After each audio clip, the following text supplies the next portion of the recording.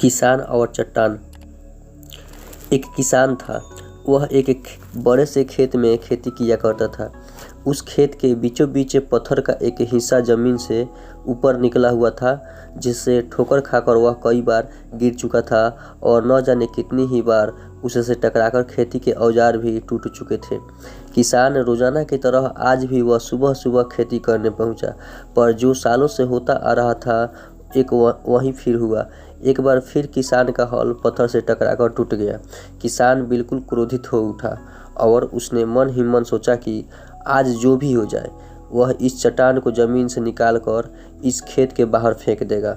वह तुरंत भागा और गांव से 4-5 लोगों को बुला लाया और सभी को लेकर वह उस पत्थर के पास पहुंचा और बोला, ये देखो, जमीन से निकले चट्टान के इस हिस्से ने मेरा बहुत नुकसान किया है और आज हम सभी को मिलकर इसे जड़ से निकालना है और खेत के बाहर फेंक देना है।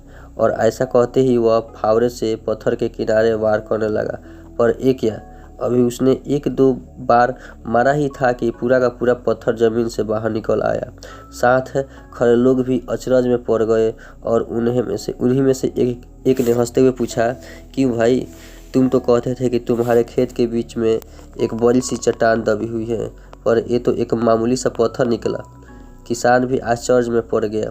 सालों से जिसे वह एक भारी भरकम चट्टान समझ रहा था, दरअसल वह बस एक छोटा सा पत्थर था।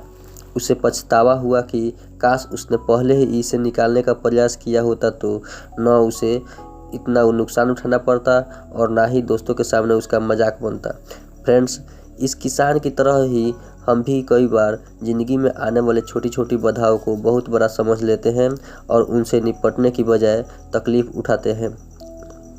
ज़रूरत इस बात की है कि हम बिना समय गंवाए उन मुसीबतों से लड़ें, और जब हम ऐसा करेंगे तो कुछ ही समय में चट्टान सी दिखने वाली समस्या एक छोटे से पत्थर के समान दिखने लगेगी, जिसे हम आसानी से ठोकर मारकर आगे बढ़ सकते हैं।